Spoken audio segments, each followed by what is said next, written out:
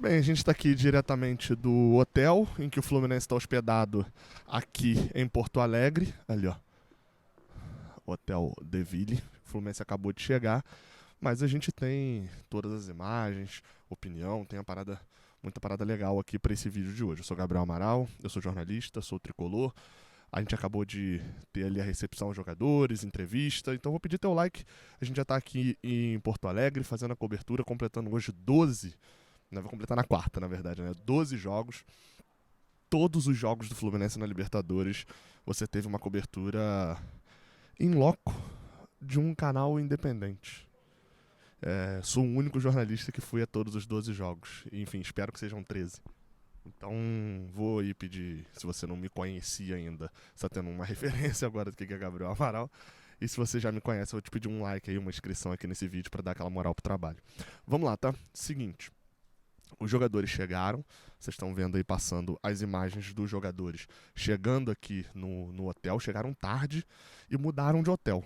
Pelo que a gente viu aqui, foi uma mudança quase que de última hora do Fluminense, mudando o hotel, saindo do hotel Hilton, que é mais lá pro centro, ficando nesse hotel aqui, De Ville, que é mais perto do aeroporto. Não sabem exatamente o porquê da mudança, a gente não conseguiu descobrir exatamente o porquê da mudança. Não tem nada a ver, não tá, com a mudança, mas a gente acabou descobrindo que o Renato Gaúcho mora aqui nesse hotel. Ele tem um apartamento aqui, né, como se fosse que ele fica aqui constantemente, mora aqui num hotel aqui no Rio Grande do Sul, aqui no Devido. Não tem nada a ver uma coisa com a outra, né, enfim, nada garante que vão se encontrar, nem nada disso, mas é só uma curiosidade que tem dessa mudança. Um outro ponto só para poder acrescentar enquanto o jogador está saindo aí é que o Fluminense acabou saindo um pouquinho mais tarde do que esperava do Rio de Janeiro, atrasou ali cerca de meia hora, mas chegou aqui nesse momento que a gente está gravando isso daqui, são quase 11 horas da noite. Os jogadores entraram ali para poder fazer a janta, né? E o Felipe Melo parou para falar com a gente. Nesse vídeo aqui a gente vai ter essa fala, a entrevista do Felipe Melo e ainda vai ter também a opinião do Martim Moura, que é jornalista da Rádio Guaíba aqui de Porto Alegre. Logo assim que acabar o Felipe Melo, a gente fala com o Martim Moura e a gente volta para poder fechar aqui esse vídeo, tá? Muito obrigado, deixa o like aí embaixo, não esquece não.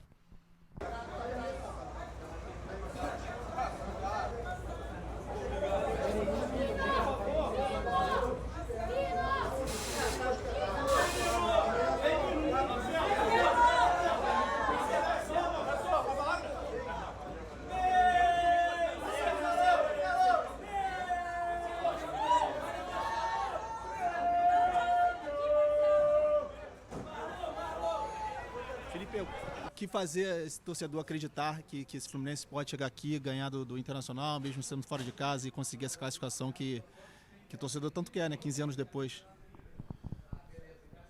Bom, o que fazer acreditar a gente tem feito ao longo da nossa temporada, né?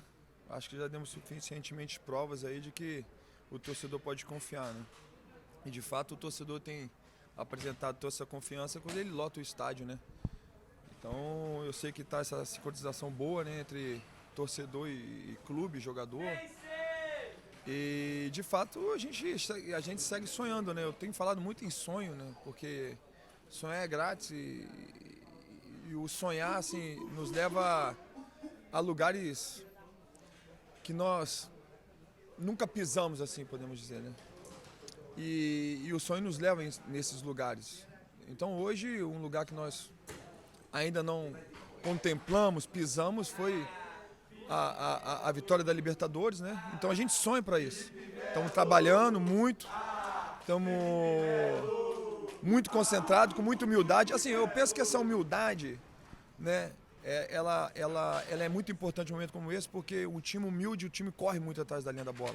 O time corre muito para ajudar o outro, né? E toda essa garra, com toda essa humildade, com o nosso torcedor sem dúvida enchendo a parte dele, a gente está sonhando em trazer essa classificação, levar essa classificação lá para o Rio de Janeiro. Felipe, aqui por favor. Pode então, Felipe, por favor, o que você pode falar do Inter e as impressões que você já teve no jogo da ida, Ener Valencia, Vanos, aqueles jogadores do ataque do Internacional? Que tipo de cautela você, como zagueiro, ele deve ter com esses jogadores, essas armas principais do Inter? A grande arma do Internacional é o torcedor e todo o elenco do Inter, né? Não são alguns jogadores. O Inter é um grande clube, como eu já falei. em diversas vezes, diversas entrevistas, então a gente tem que ter cautela com toda a equipe do Internacional e a gente está treinando bastante para poder realizar, dar esse grande passo da realização do grande sonho que é ganhar a Libertadores.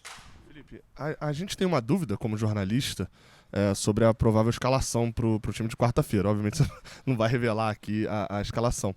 Mas eu queria saber o que muda um pouco, principalmente entre Alexander, John Kennedy e Ganso. Para vocês que estão criando, né, ali a partir de trás, o que muda taticamente com cada um ali em campo? Aí você vai ver, se mudar, você vai ver o que muda dentro de campo. Vamos esperar um pouquinho para ver. Mas muda muito para vocês ou não? Vamos ver o que muda. Para nós jogadores não muda nada. Para nós jogadores muda se ele tirar o goleiro e colocar no ataque. Fora isso, tá todo mundo bem treinado, bem acostumado com o que tem que fazer, né? Nos dias de hoje, no futebol de hoje, de fato, os atletas têm se acostumado e tem sido um habitual, né? O atleta jogar em diversas funções, fazer diversas funções, né? E isso é normal, acho que a tendência é isso mesmo, né? É o zagueiro poder jogar no meio campo, tiver que jogar no meio campo. Você vê já, né? De muitos zagueiros jogando de volante, né? Tendo qualidade de sair de bola, até mesmo até melhor do que alguns volantes, e volantes marcando até melhor do que zagueiros, você vê muito isso. Então, muitos atacantes marcando muito bem, muitos zagueiros fazendo gol, enfim. Então, a tendência é realmente os atletas, os jogadores, a cada dia que passa, a cada ano que passa, fazerem mais funções dentro de campo. Quando estava 1-0 para o Fluminense lá no Maracanã, aos 20 minutos o Fluminense teve uma chance de ampliar. O Internacional ele também teve mais chances, além dessa do Fluminense, também a favor do Fluminense, de fazer mais. As duas equipes tiveram a oportunidade de fazer mais do que fizeram. Esse jogo de trocação favorece qual das duas equipes? Então, o primeiro jogo foi 2-2, né? Não teve favorecimento, né? Mas eu penso que a diferença entre o Fluminense e o Internacional nessas chances criadas foram os erros individuais. O Fluminense teve alguns erros individuais, inclusive eu tive um erro gravíssimo no primeiro tempo, que ocasionou quase gol do Internacional. E o Fluminense criou oportunidade. O Fluminense estudou o Internacional e criou oportunidades e através dessa oportunidade fez gol, mesmo com um jogador a menos. Então, assim, nós temos que entender, como eu falei, né? Assim, parece até uma repetição, mas a gente vai jogar contra um grande clube e não tem trocação. São dois clubes gigantes que estudam um ao outro, que tem grandes jogadores com poder altíssimo de definição, né? E a gente vai fazer de tudo para a gente não cometer os erros que cometemos no Maracanã, né? Sabedor também de que jogamos uma grande parte do jogo, ao meu ver, injustamente, com o jogador a menos, mas soubemos, mesmo com o jogador a menos, buscar o resultado e empatar o jogo, né? E fazer com que o jogo chegasse aqui, como hoje, em aberto. Então, eu tenho muita fé de que grandes coisas vão acontecer. Eu tô aqui com o Martim, da Rádio Guaíba. Cara, te fazer só duas perguntinhas sobre o Inter, cara, porque, assim, a gente vê o time do Internacional na Libertadores tem um desempenho muito bom. Só que o Internacional do Brasileirão tem o pior ataque. Agora o Goiás até empatou, a gente tá aqui ao vivo aqui no momento do jogo, o Goiás empatou, mas enquanto o Goiás estava ganhando, o Inter era o primeiro time fora do Z4. O que tem de diferença entre o time do Inter e o time o Inter do Brasileiro e o Inter da Libertadores?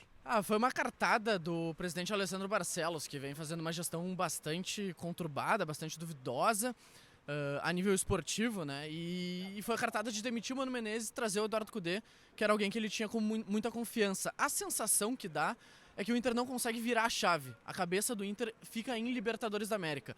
A partir do momento que o Inter não consegue se botar perto dos líderes no início do campeonato, isso foi criando um limbo, uma sensação de que não tem mais nada para fazer no Campeonato Brasileiro, apesar desse perigo que está correndo agora de ingresso no Z4 eminente nas próximas rodadas.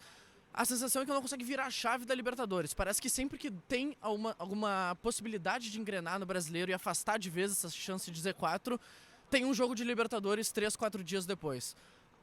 Sábado agora, contra o Atlético Mineiro, a sensação era toda essa. Era uma sensação de que o Inter não queria estar ali jogando o jogo contra o Atlético Mineiro, queria já fazer o jogo contra o Fluminense agora no Beira-Rio, já no sábado, se pudesse. Na quinta-feira, se pudesse, o Inter queria estar jogando.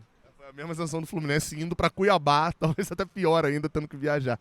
Sobre o jogo dessa quarta agora, cara, a gente vê as escalações para parece que o time do Inter é muito bem definido ali com a escalação, né? O Rocher, o Malu mantido, né, na lateral direita, a dupla de zaga também com Vitão e Mercado, a lateral esquerda com René, o meio de campo com Johnny, Arangues, Alan Patrick e Maurício. É porque Maurício e Alan Patrick na minha cabeça. O Ener Valencia e o Wanderson. Tem alguma possibilidade de mudar esse time? A chance... Tem duas coisas, né? O Rocher teve um desconforto na lombar. Não preocupa, não é... A não ser que a gente não esteja sabendo de algo, não preocupa e vai estar apto para a partida. O Kudê próprio tranquiliza a torcida no sábado na coletiva depois da derrota para o Atlético Mineiro. O Hugo Malho ele deve jogar, o Bustos deve jogar o Grenal, até porque o Hugo Malho foi expulso agora contra o Atlético Mineiro. Tendência é repetição do mesmo time e as próprias trocas que devem acontecer durante a partida devem ser as mesmas. Bruno Henrique certamente entra durante a partida, no lugar às vezes ou de Maurício ou de Arangues. O Bustos, de repente, se o Inter tiver sem a vantagem no placar e uma opção mais ofensiva, jogador mais de fundo, pode entrar durante a partida, mas os 11 iniciais serão os mesmos com 99% de certeza. E, pra fechar, postura é a mesma do Maracanã, ou talvez de pressionar ainda mais o Fluminense no início? Eu acho que o Inter vai ter um pouquinho de cautela no início da partida. Eu não sei se tem muita gente comigo nessa opinião, mas eu acho que o Inter vai querer deixar o jogo vivo, com medo. Não medo, mas um receio de repente sair muito rápido. O Kudê tem essa característica de fazer uns 15 minutos muito fortes, já tentar gerar uma vantagem no placar, mas eu acho que o Inter vai ter um cuidado como teve contra o Bolívar. A verdade é que lá tinha a vantagem de ter vencido em La Paz por 1-0 e até pela pouca qualidade que o time do Bolívar tem em relação ao Fluminense nem se compara. O Fluminense é um time talvez um dos mais talentosos do futebol brasileiro. Acho que vai ter um pouquinho mais de cuidado para não acabar pisando em falso e deixar essa sensação esse jogo vivo e de repente ganhar de uma forma mais distribuída, um jogo mais pensado, mais cauteloso, pensando na importância da partida. Valeu, Martim. Obrigadão. Bem, valeu, galera. Obrigado, Martim. Boas palavras. Ao longo dessa terça-feira, quem sabe a gente até repercute um pouquinho mais as falas do Felipe Melo também. Mas se inscreve aí no Raiz Tricolor, tá? Estamos aqui no trabalho. É isso. Até a próxima. Quarta-feira tem que dar Fluminense. Valeu.